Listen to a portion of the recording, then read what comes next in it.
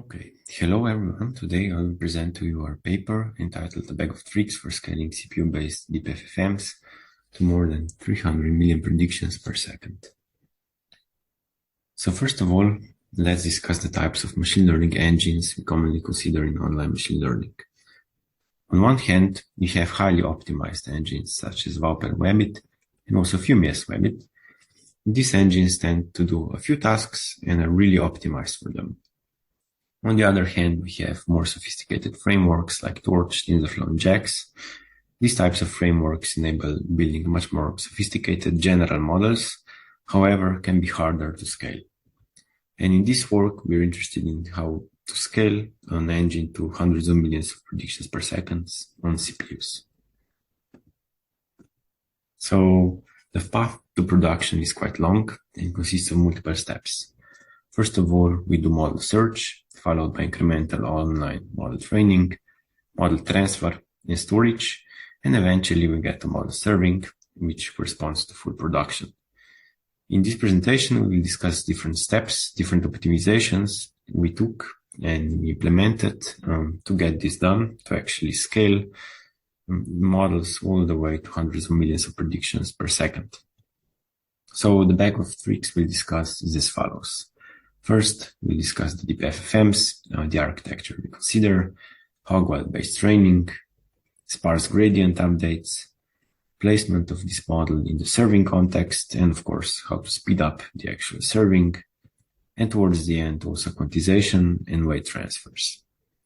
All these tricks build up into current production and in fact enable scaling of very big models that also yield lifts in terms of online metrics.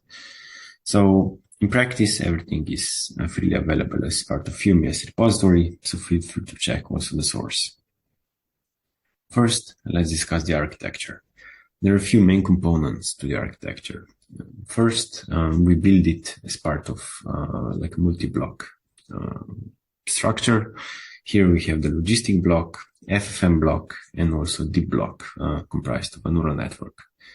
Initially, we had only the logistic part and the FFM part. However, when we added the merge norm layer and the deep part, we saw considerable lifts, even though this architecture was harder to scale. So this is the current flagship architecture we have in production. As part of the studies, we also conducted a rather extensive benchmark to evaluate the performance of single instance frameworks against general frameworks like TensorFlow, in particular the deep and cross architecture, which is the state-of-the-art model for CTR, for example. Here we gave different engines same amount of compute per search. And we also tested this on multiple datasets, where we saw that when datasets get more volatile, single instance learning actually shines. However, we saw that deep and cross also works really well on one of the datasets where it was actually very hard to beat. So in practice, the real analysis was done also at curve level. Here we plot performance throughout the training time of a particular engine. There are many curves plotted per each block here, and each block corresponds to a certain implementation.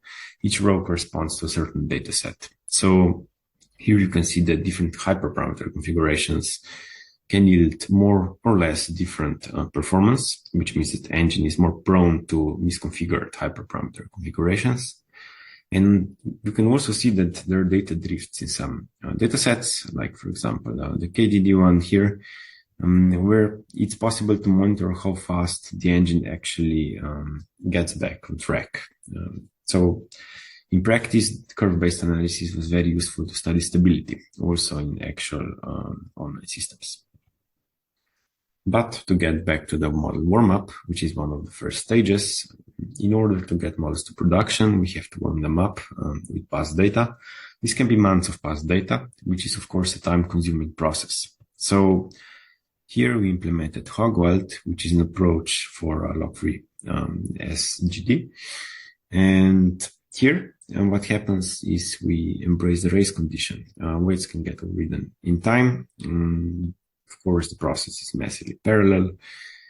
And in practice, this results in around 10x increase in throughput. which means also, of course, reduction in training time for the warm-up part, but also for online training, where, of course, we have to squeeze all the operations into a time window, for example, 5 minutes for certain types of models, which is a very time-sensitive operation. So Hogwild really enabled scaling of bigger models. Another optimization is related to sparse weight updates. We observed that when we use serial activation, certain branches of compute can simply be pruned out. This is related to zero global gradient, which can be identified on the fly. And of course, this property can be exploited to substantially speed up the actual training. In practice, we saw around 30% speed up for current production models, but for deeper architectures, we observed a scaling law, which corresponds to roughly 2 to 3x speed up when more layers are added. Another optimization are based instructions in our forward pass. So this we re-implemented. As mentioned, the framework is in Rust, which means that we actually had access to intrinsics used instead of implementing or letting the compiler implement it with ordinary instructions. We forced it to use SIMD, which results in considerable speed up in training. In practice, this means that a single instruction does multiple, for example, additions, and of course, hardware dependent, but this could be scaled and resulted in nice serving time improvements. On the other hand, context caching is also another improvement. We observed that the context per request stays the same, which means that we can actually cache it via Radix 3-based cache. And once this was implemented, we also observed a very considerable latency reduction, around 30%, which is, of course, very significant. Now, to proceed to the actual workflow again. So there are models that are constantly trained in time. Weights are sent to the serving layer where they do the serving. So this is the online procedure. In practice, however, there are many such concurrent workflows, which means that we do a lot of weight transfers, which is what we'll discuss next. So how we reduce the weight transfer bandwidth overhead from gigabytes to literally tens of megabytes. Here, the first trick we employ are model diffs. Effectively, we compute patches between subsequent models, which in practice results in us being able to send only parts of the weight space or, well, compressed weight space to full serving and production, where it's unpacked and it can be used. So the patching algorithm is an in-house one implemented in Rust. Here, we compute differences at byte level, compute patch and actually apply it. It's interesting that this works not just for FFMs engine, but also for TensorFlow stored models. So it's a very general algorithm. And the reduction here was quite substantial. We'll get to it in a moment. The second trick we employ is quantization. Here we do a one-weight path to gather statistics about the weight space.